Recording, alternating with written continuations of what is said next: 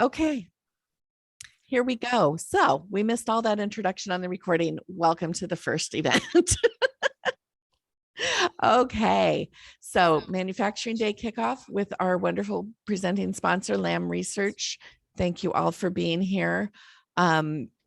We have a few housekeeping things on the slide that you can see on your screen right now.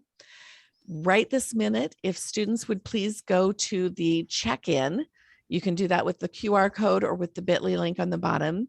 But if we could get you to check in so that we know who's here. This though is not your like graduation requirement credit. To get that credit, you need to go at the end of the event to the evaluation form and fill that out so that we know that you were really here the whole time and paying attention and really learned something. That evaluation that you turn in will be emailed back to you and could be the basis for a paper or for just personal notes as you think about your careers going forward. If you are, we would love for students to have great questions to ask. So we're giving you some great questions. You can pull that up if you haven't already received it. And that will just give you some ideas of conversations that you can have with anyone that you want to ask about their career, and people will be thrilled to answer those questions, everybody. We also have a link to the scholarship. That application, as you're watching career events during this manufacturing month, think about how it impacts you, how you see yourself in a STEM career or a manufacturing career. And then please, by November 5th, apply for a scholarship. We will have five $500 scholarships for students and five $500 scholarships for teachers. So we would love to have a lot of great applications. The manufacturers represented here and from other companies will be the judges. So make sure you're talking about what you see this month. This scholarship does not have to be for college. If you are a STEM person who likes to build things and you need some tools, that's a great application. If you're a ninth grader and you are really into a particular, you need a sewing machine or a 3D printer to really get yourself moving and having fun with STEM, that's a perfect application. You don't have to be a senior. You don't have to be going to school. It can pay for training in school, but we're open to anything. So, okay, if we could go to the next slide here. These are just a little more housekeeping. Please be fully present. Don't turn on your phone. Don't, except QR codes. Pay attention, take notes. This is for you. Next slide, please. All right, and at the end, fill in your evaluation. Okay, I think that's it for our housekeeping. So we can turn off our share screen. And oh, look, I can see Century High School is already suited up. Awesome, you guys. Thank you. Okay, Michael Leonard, I'm going to pass it to you. Off we go. Okay, good morning. So I'm Michael Leonard. I'm one of the directors in Tualatin for the manufacturing site here. And we're going to have quite a few guest speakers today. We're going to have Colin from logistics. Then we're also going to have Ron, who's a production supervisor, and Joshua, who's a manufacturing engineer, and Alex, industrial engineer, and then Priscilla, production supervisor, who just got off the night shift. So we'll get her some time to wake up. So with that, I'll share my screen. And share sound. I figured it out. Look at that. Technology won't escape me today. Can you see my screen?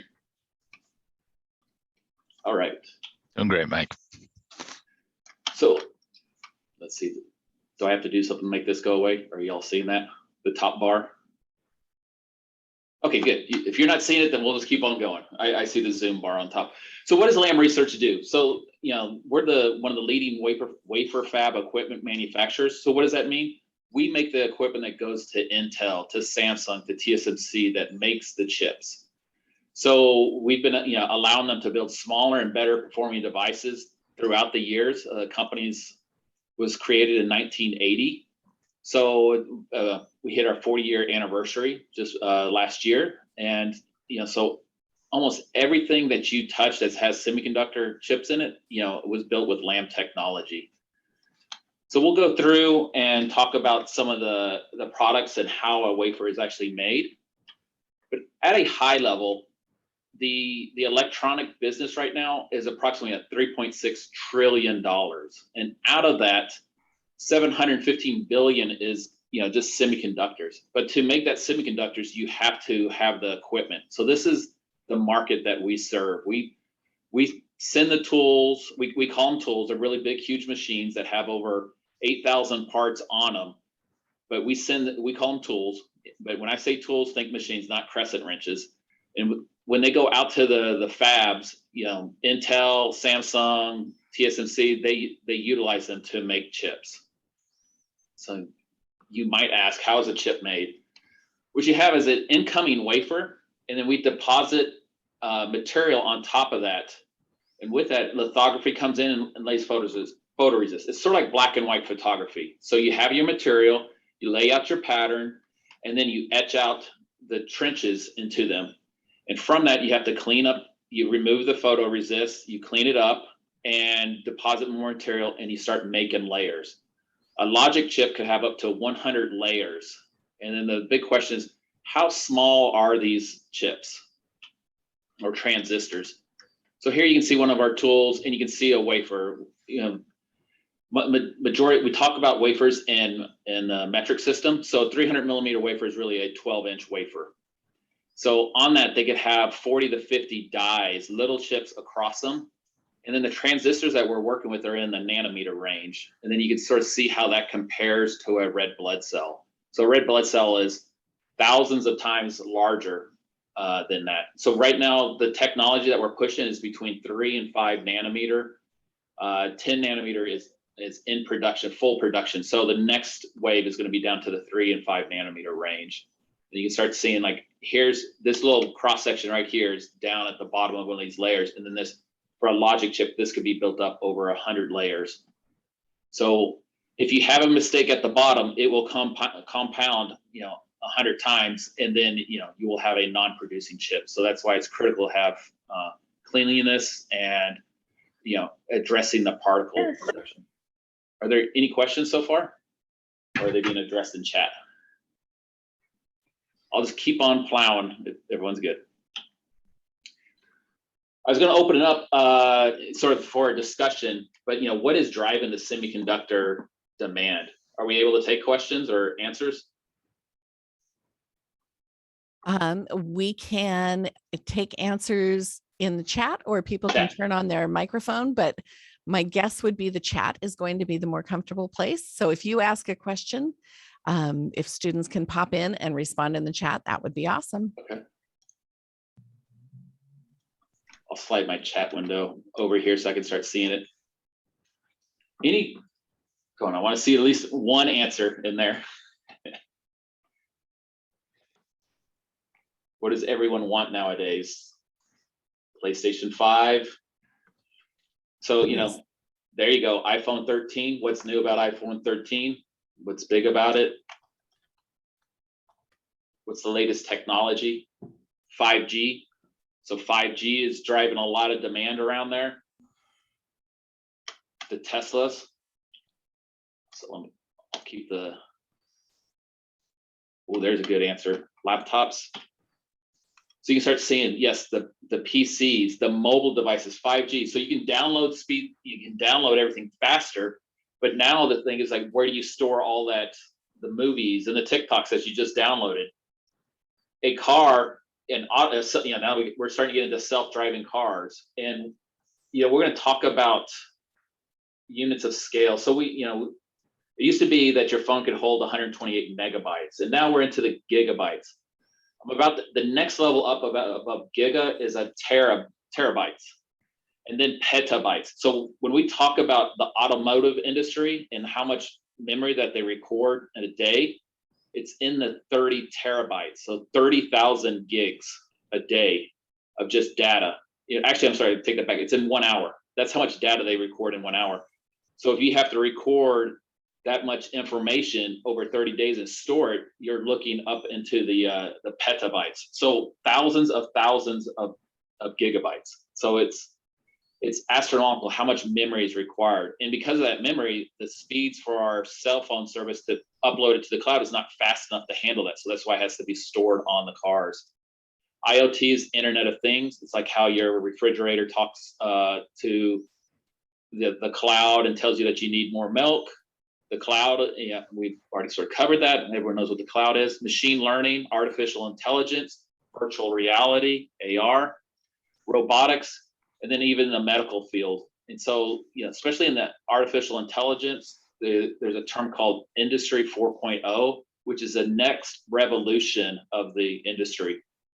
And so that is within regards to watching someone how they work and what they do and how they're doing at work here. You might be manually entering data, and the computer will watch and go, hey, every time you get a purchase order from spares, we see that you go click this, you go into SAP and you click these fields and you enter all this information. Why don't we just automate that for you? And the computer, and so we've actually implemented that where when we get an order, it comes in as a PDF, it's scanned, and then it's automatically entered by the computer to have that order basically updated within minutes instead of having a data entry, which takes usually a couple hours. Because the process itself might take 10 minutes, but then when you get a pile of 20 orders, it's going to take a long time to order that, but the computer can just do it almost instantly. So we've already implemented that here. One of the things I want to show is, so get ready on chat. Let's see if it's going to share this sort of GoPro video. Oh, let me escape this one. It's behind this one. So does anyone know where this is or what this is? I'll give a second. No, it's not going up Bull Mountain. This is actually a computer game. So this is on the PlayStation 5. So you can start to see how realistic it looks. If I just came out and said it's a GoPro, you probably didn't even recognize it. But now, when I pause it, you can start seeing, okay, maybe this is digitally, a game now. And the reason I'm showing that is because when we get it, where we've been and where we're going is drastically different. What can you expect in the future? So today, the supercomputer today, so this is where we get into the giga, mega, tera, and then flops. So how you measure processing speed is flops. When we talk about memory, the size of memory is megabyte or terabytes. But flops is the unit of measure for processing power. Right now, the Xbox is 12 teraflops, so this is 36,000 times faster. Where's it going to be in 20 years? I'm going to sort of put it out there that we might be playing games on this computer, on this supercomputer in 20 years. The reason I'm saying that is because actually 20 years ago, this is the ASCII White from IBM was the supercomputer. It cost $165 million. It took up 2.5 McDonald's to store all this. Today, the Xbox is more powerful than that. And so you can start seeing, how things shrink and how speed increases over the years. And 20 years it went by pretty quick. And if you told me 20 years ago that's, we'd be playing games on it, I'd be like, no way, it's impossible. But you look at the Oculus Rift and the headsets right now, and they're sort of, you can definitely tell you're playing a game. But I would say probably in the next 5 to 10 years, those are going to be so realistic that you will not be even able to tell. And so with that, LAM Research is enabling that to happen with our technology and how we continue to make transistors smaller and smaller. So I see that some of us already changed into our bunny suits. I want to go real quick through our, what the different bunny suits are. So we'll be talking about our class 1000 and, sorry, this typo, I can't fix it right now, but it's class 1000, 10,000. But it's basically a hairnet, a suit, and booties. So this is what we're dealing with on a day-to-day basis. Then we'll go into class 100, which is basically you add the hood. So to prevent hair follicles and more skin particles. So you start covering all that up. And then lastly, there's always the Intel version, which they're always having a party over there. So, Today, we're going to do the little bunny suit challenge. I sort of laid out my stuff to sort of give you an idea of how it goes. So when you walk into a clean room, so y'all can see this. Oh, it's up here. So first you get a shoe covering. So the first thing that you get is a shoe covering. So when you walk into the clean room, there's usually a bench set across the locker. So before you get to your locker, you have to step over and you have your booties put onto your boots. From there, you get your gloves, because we don't want to be touching everything else with our hands. So you have your gloves, and then from there, we go to hairnet. It goes from top down: hairnet, mask, beard cover. Then you put on your suit. Then you put on your booties. And so from that, I can see some in the video already have it on. But if we would like to take a minute to put those on and sort of go through that, if that's okay. I guess I'm supposed to put mine on too. Yeah, I was going to say, we need somebody to demonstrate the professional model. How do we do it? I don't know if I could do that, but I'll try to whip it out real quick.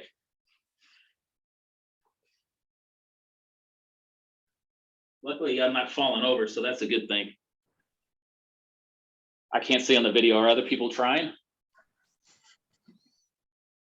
Not yet, but this would be a great moment for students. If you've got a bunny suit in hand, and we pass some out to a lot of different schools, you could turn on your camera and suit up together. That would be okay. No one in the future will see you, but the presenters could see you right now. And that would be an awesome feeling for them to see you doing that. So I'd appreciate it if you do that. Century High School is all suited up. Thank you, Century. Very cool. You better let people at LAM better get their screenshots going. That is priceless. But of course, we don't wear this one. But it's Halloween, so we already had the suits already sort of at LAM, so we had to take advantage of it.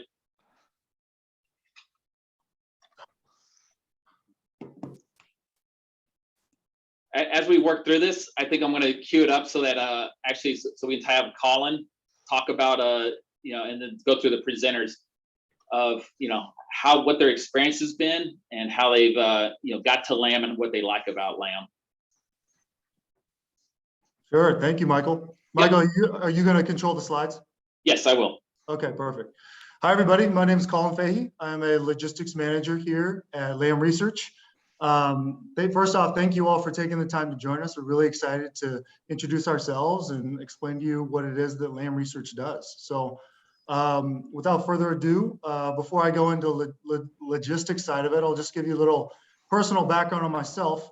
I'm a local guy. I'm born in Portland, grew up in Lake Oswego, went to Lake Ridge High School, class of 2002, which I'm probably just realizing right now was before any of you were born, so that makes me feel pretty old. From Lake Ridge, I went directly to Pomona College. It's a small private school down in Southern California, where I studied psychology. When I got there, I had no idea what I wanted to study. It took me probably until the end of my sophomore year to figure it out. And psychology was really the most interesting subject that grabbed me, not really knowing that what I wanted to do with it, but I just kind of went towards it. So graduated with my bachelor's degree down there in 2006, and then promptly moved back to Oregon from there. A little bit about my personal interests. I'm a big sports guy. Not only did I play football, basketball, and lacrosse in high school and college, but just watching sports, working out, being around sports all the time, that's definitely a passion of mine. So I follow all the local teams: Blazers, Ducks, Timbers, you name it. So huge into sports, and also singing is another hobby of mine. I can probably be found doing some late night karaoke on the weekends, probably singing to myself in my car or the shower, even singing at work, probably a little too often. And for better or worse, my coworkers definitely let me know about it. Moving on to professional life. So after college, I was like, okay, I have this degree in psychology, what am I going to do with it? I just knew that I was interested in people and learning how people think. So kind of tying that to my passion for sports, I started to get into marketing and sports marketing. So right out of college, I started working for Nike for a few years up here in the Beaverton area. And then Bounced around between a couple other sports marketing companies for my first 5 years as a young professional. After the 5 years, as much fun as it was, I realized I wanted something a little more stable for a career path. And I knew that the logistics realm was always going to be there. And I had some friends and former coworkers that were getting into logistics and had really steady long-term growth career paths going on. So about 10 years ago, I made the switch into logistics, working a swing shift at a freight forwarder near the airport at PDX. And 10 years later, I just joined LAM Research as a logistics manager in April. So about 5 months ago. So now we can go ahead and dive into logistics here at LAM. And Michael, if you want to cue up the hype video, we'll get started. This might be a little bit loud, so get ready on your volume control. Hopefully it's not. Is it good audio-wise? Yep.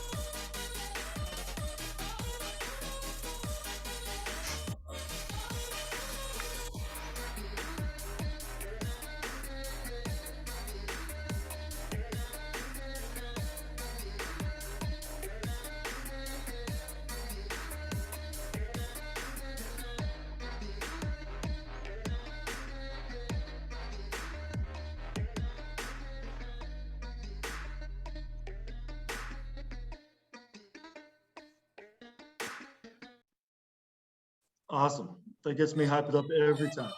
Oh, let's play it again. All right. So yeah, that video gets me hyped up every time. So you saw that's what we call Building L over here in Tualatin. That is our logistics warehouse. That's where we do most of our logistics operations. As you saw, it's 200,000 square feet. To get a kind of frame of reference on how big that is, you all been to Costco before, right? The average Costco is about 145,000 square feet. So think about a Costco, but 38% bigger. And that's what we're dealing with here for logistics. For those other sports fans out there, you could basically fit about 4 football fields inside of our warehouse. So, but yeah, what does logistics do? We hear the word all the time, but what is it exactly that logistics is doing?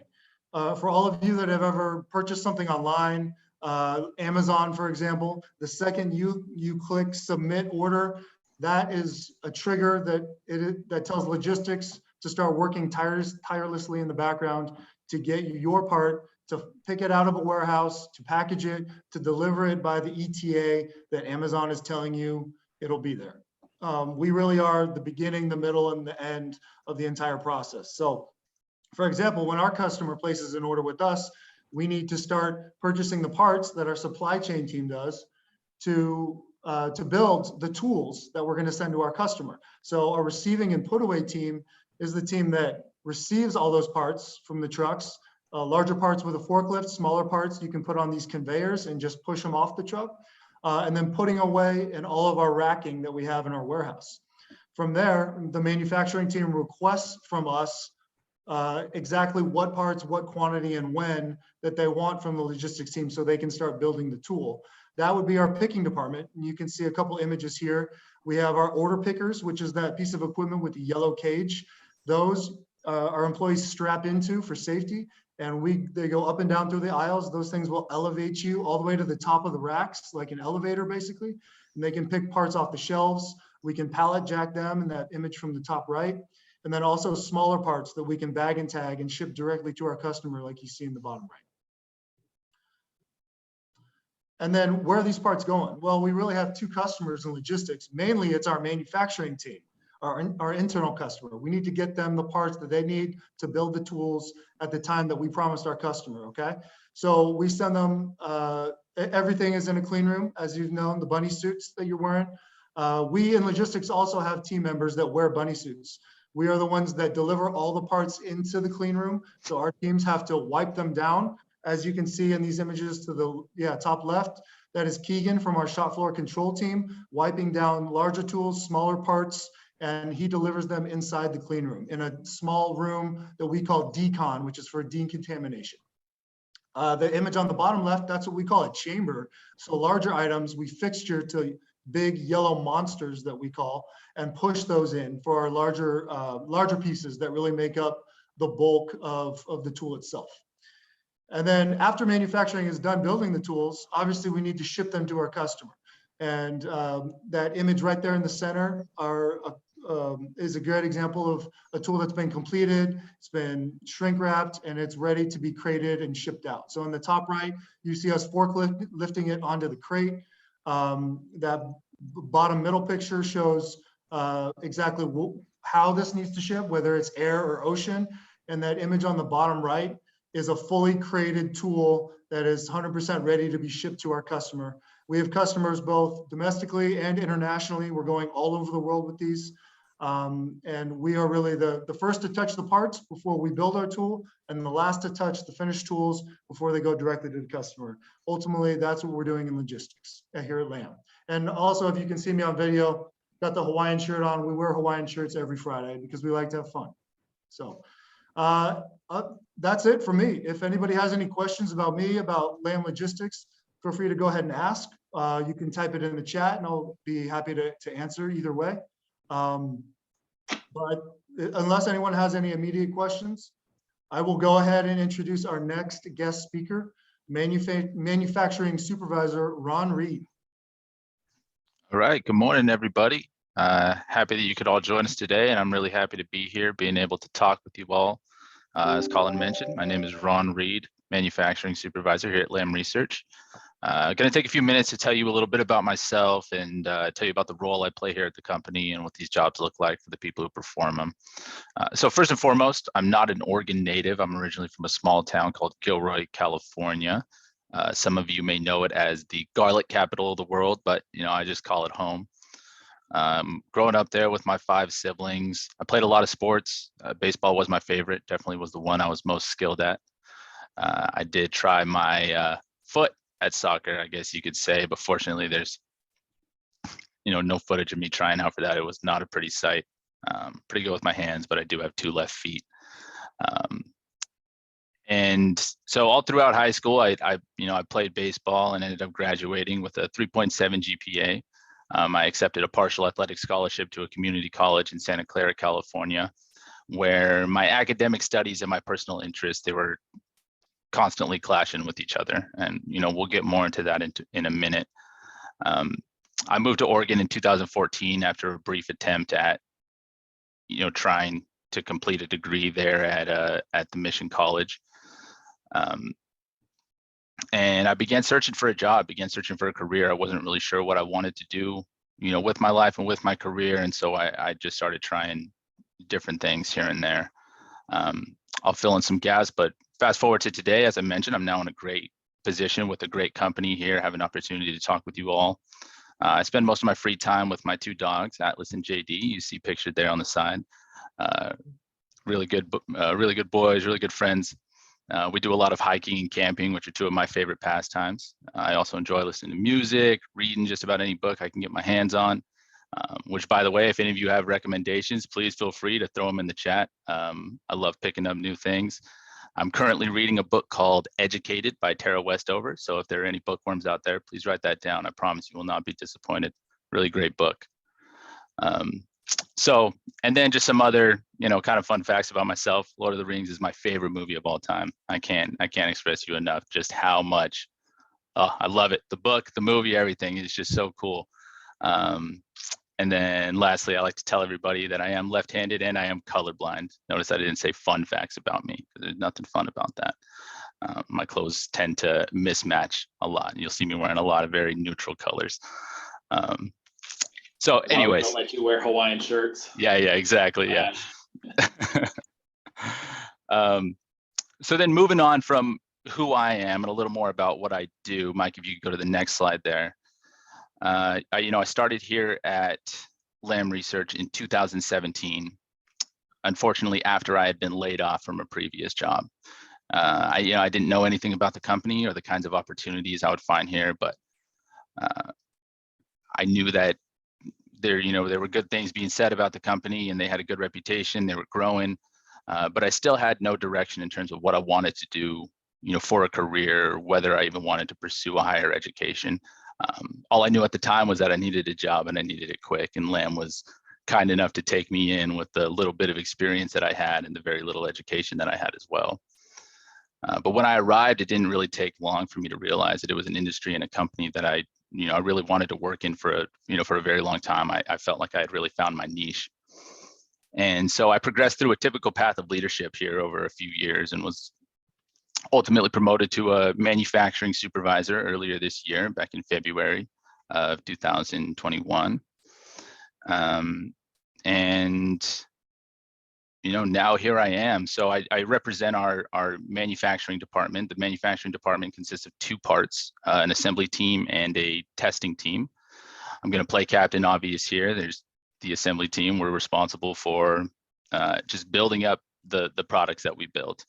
I have a little note there. It takes on average about 2 to 3 weeks to build up just one system that we build, which is pretty extensive. It's like taking your entire Christmas break, 24 hours a day, just working on one of these things. It's a very long process. It's complicated, but it's fun and it's challenging, and a lot of our employees really enjoy it. And then it goes on to our testing team, where they essentially will power up the tool and run some tests on it to make sure that it's going to perform the way that we need it to perform, and the way that our customers expect it to perform, and then we ship it off to our customers.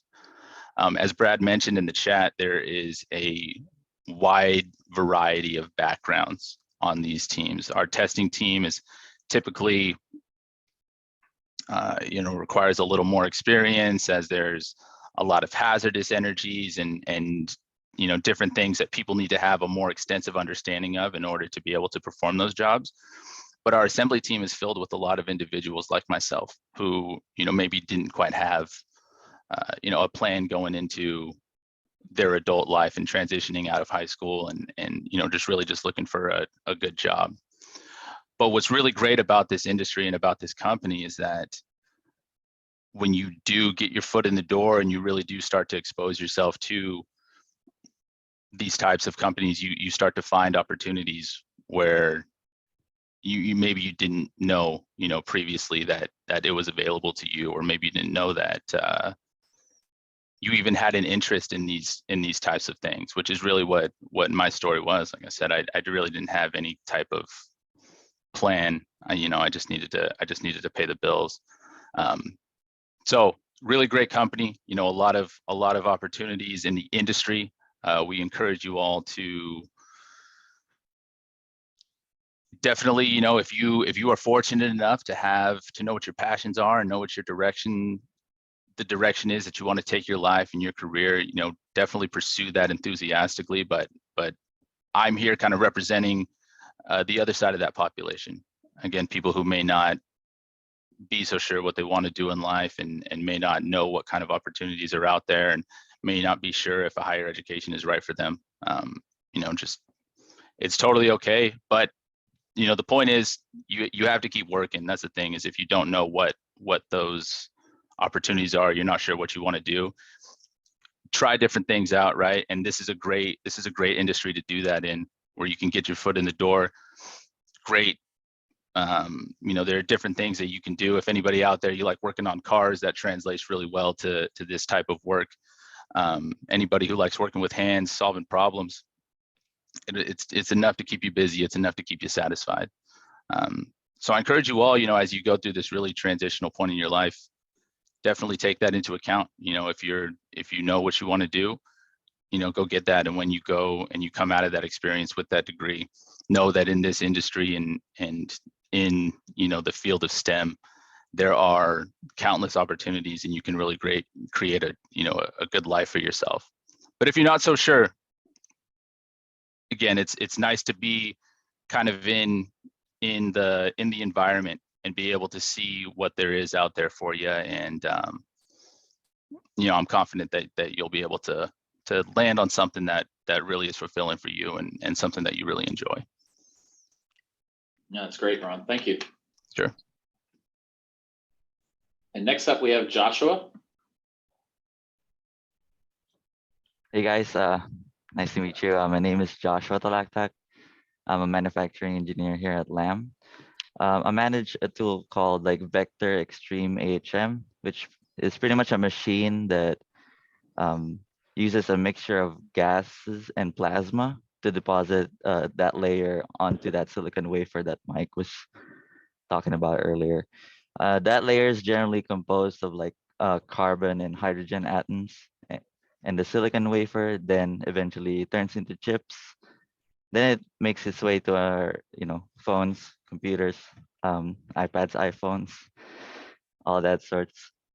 Um, I I really like the career that I've taken, um, the engineering path, because I'm involved in making devices that we use in our daily lives. Before LAM, um, over here, where's my laser pointer? All right, there. Before LAM, I'll laser point for you. Sorry.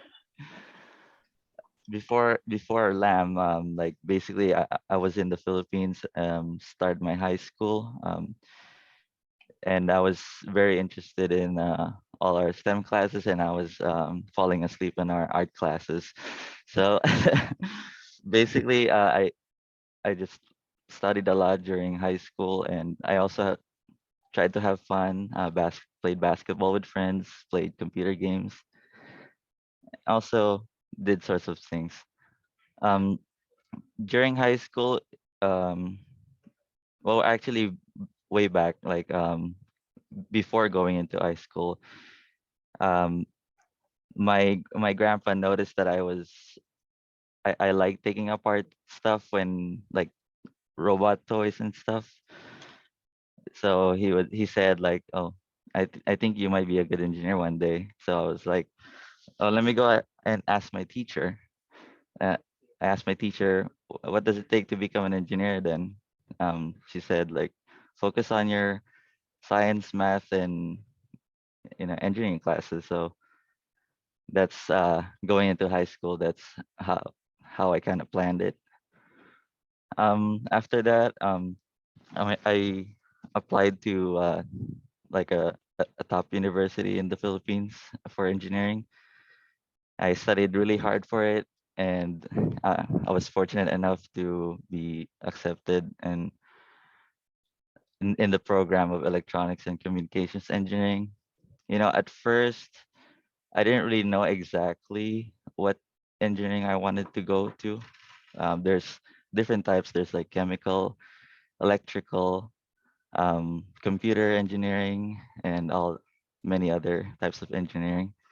Um, at first, I thought electrical engineering sounds really cool because I get to work with electricity. But at the same time, I was like, oh, I'm afraid I might get electrocuted. So I chose electronics and communications because it deals with low power. So if I do get electrocuted, it's just like a bite of an ant. So during my time there, I designed and developed a lot of tools that could help like the incoming new students, so they could further learn better. And then I just donated them to the school. After that, I as soon as I graduated, I flew over to USA. Basically, my dad was here for like a very long time. Um, I haven't seen him for like 18 years. And I was in the Philippines. So he said, "Hey, you want to come over here?" I was like, "Yeah, let's go."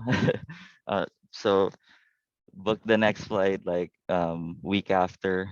I was alone, and it's like on that jet plane first time. Like I didn't even know what Boeing was, like Boeing 747, that big plane. So um and then I kind of just stayed in LA in a little bit and tried applying for like engineering jobs there. But I figured right away that most of them needed citizenship because working for the government. Then I realized after like you know a year there, I wanted to move north. I was looking at San Jose, Silicon Valley, because everyone talks about it. And then I look at the living expenses there, and I was like, oh no, it's crazy. So then I moved further up north. I ended up in Oregon, basically. And when I starting in Oregon, I just applied to various engineering jobs that were related to my career, electronics. So then I stumbled upon USB IF, which was the standards group for USB. I worked alongside with Intel a lot. I was a green badge there. And like a year after into the career, I got like appointed as the technical lead for pushing USB 3 to 4.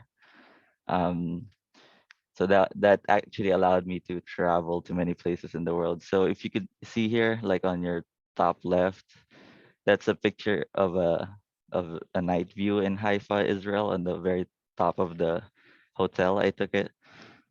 I like taking like really nice night pictures of like this all these lights and stuff. And then I got the opportunity as well to take a picture while I was at Taiwan. That's the night picture. I know it's blurry because I have some shaky hands sometimes. And then after that a while, I realized that I didn't really like traveling as much for work, but more for leisure.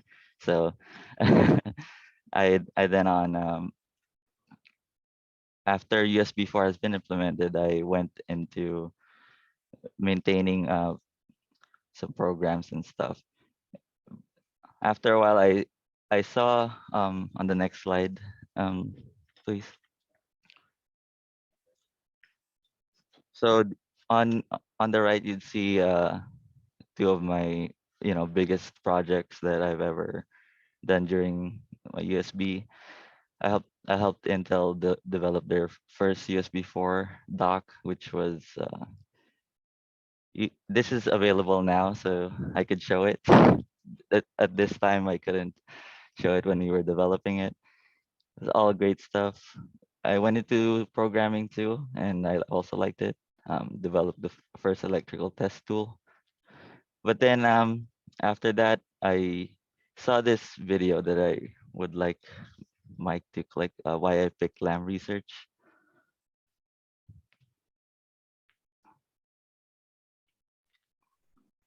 There we go.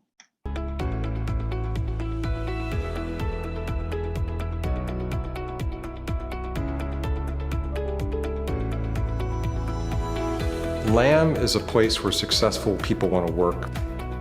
Day in and day out, we are creating solutions for our customers that have never been created before, that enables them to create new kinds of devices and new kinds of systems and new kinds of applications that have never been seen on the face of the earth. We're masters of materials, we're masters of chemistry, we're masters of physics, and being able to do things like build machines up essentially molecule by molecule, atom by atom it's fascinating. There's never a dull moment. You really need to be really quick in coming up with your ideas. So I think that makes it super exciting. There's always engineering problems to solve. They require a high degree of collaboration and teamwork, which are very challenging and just really fun. What really drew me to LAM is extraordinary leadership. The discipline, the vision, the passion. I think LAM really believes in sustained leadership. We keep thinking about how can we do it better next time. It's encouraging to see how much trust they put into engineering to really take the next step and not just think about the immediate short-term needs of our customers, but also the long-term vision of the company. People really want to hear alternate opinions, that it's okay to disagree, that we have the ability to have these conversations and ultimately come to the best solution possible. The key thing that differentiates LAM from our competitors is really our culture. It's a place where values dominate, not politics. LAM is striving all the time to draw out the most from employees, give them the most opportunity, allow them to reach fulfillment in their lives and to grow continuously. LAM offers me a great possibility to develop myself within the company. They really instilled in me the desire to want to be better and to perform at a high level. Whether it's MBA programs or continued engineering programs, LAM puts a lot of emphasis on being able to do continued education. LAM is looking for leaders and people with motivation, and if you demonstrate that, then you're given a lot of opportunities to grow. So if you're a person that likes to solve complex problems that no one else has worked on, LAM is the place for you. We're advancing the state of technical capability for the world, and it has broad impacts in society, and that is exciting and rewarding. I can't imagine a more exciting job.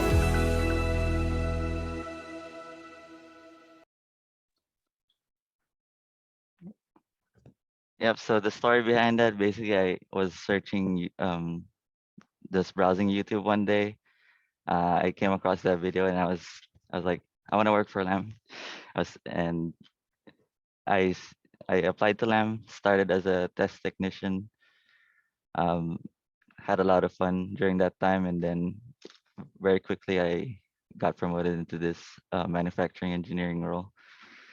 Here are some of the accomplishments that I've done so far. I'm still very new. I created my very first 3D printed socket wrench to help our technicians install some really difficult to reach areas.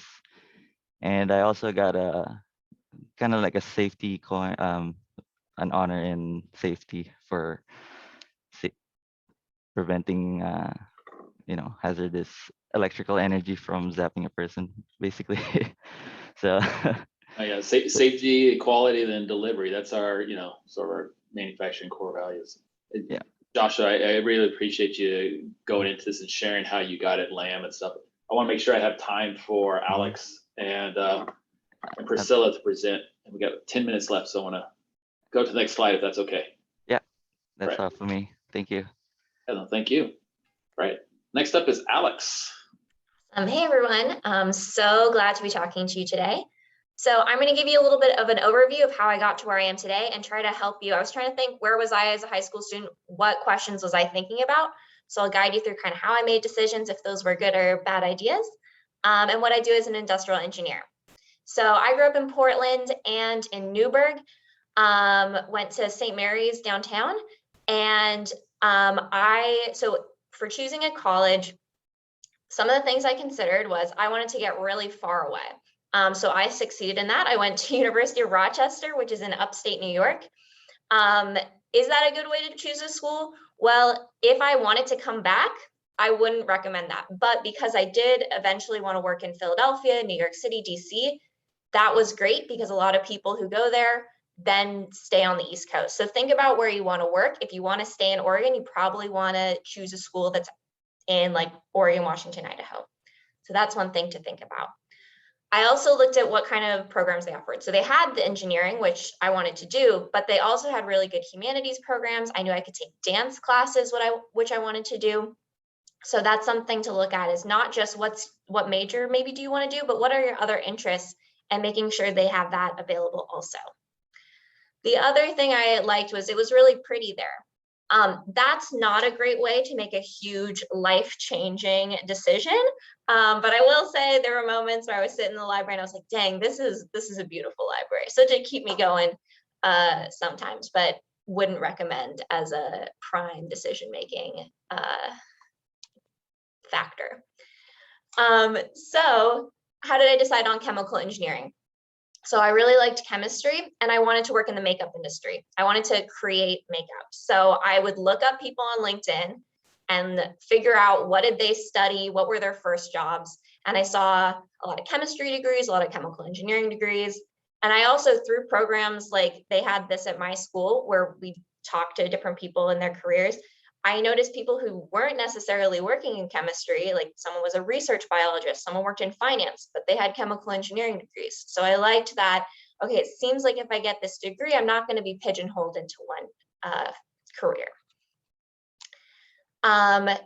One thing though is I thought, oh, I can't do the other engineering because I don't know how, I don't build things, so I can't be a mechanical engineer. I don't know about computers, so like I probably shouldn't do computer science.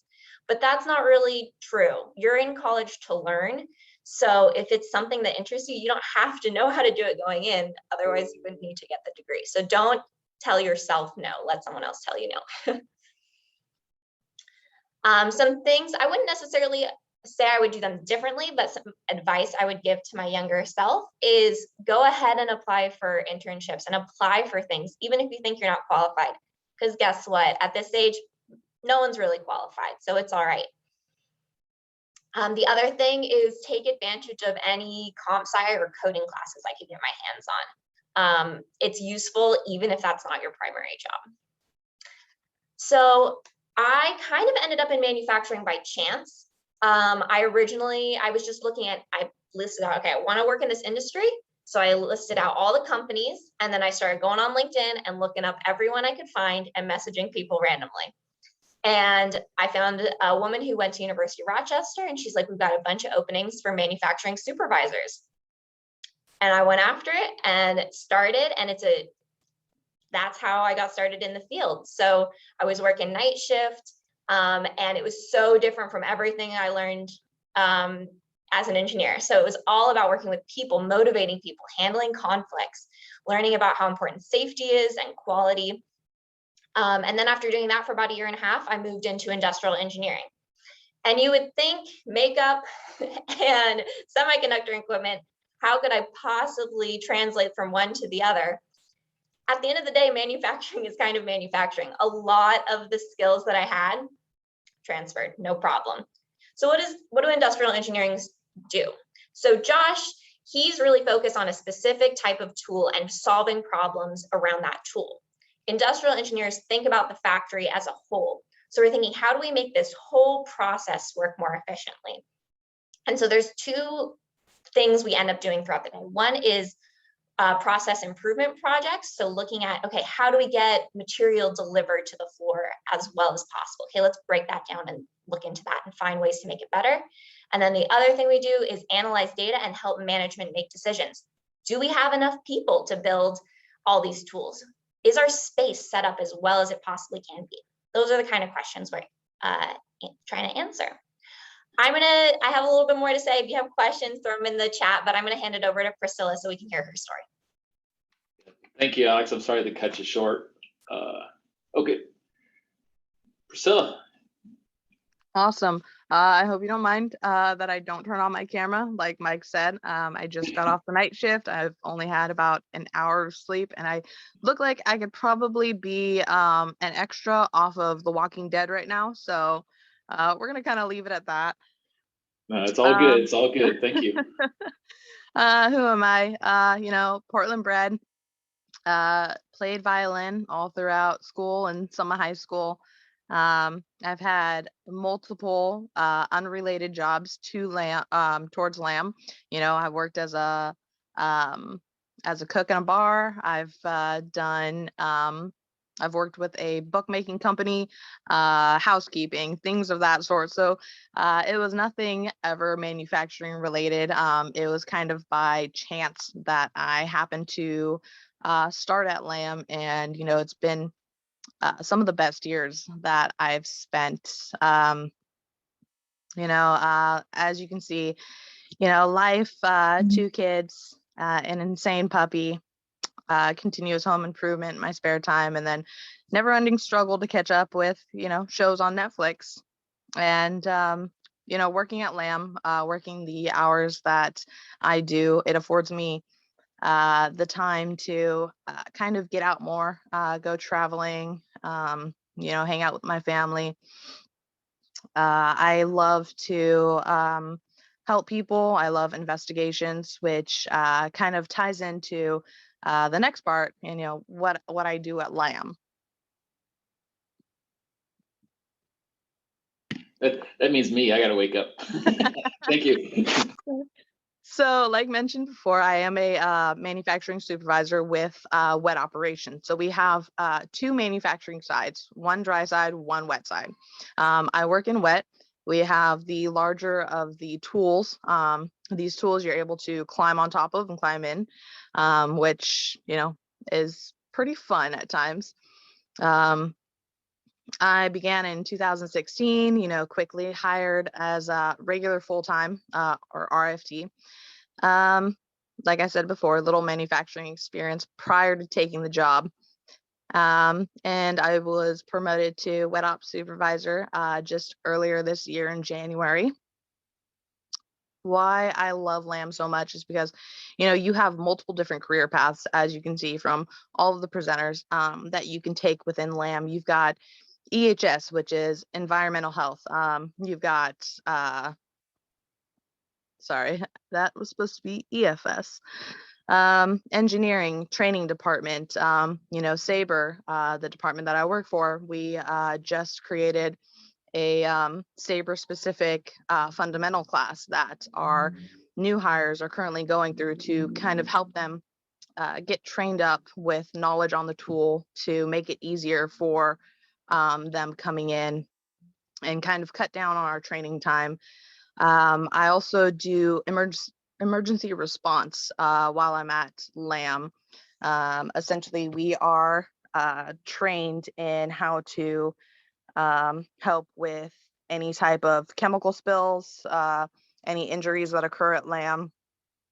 We are in frequent communication with the fire department, things of that sort. So that kind of ties into my love for helping people and my love for investigations.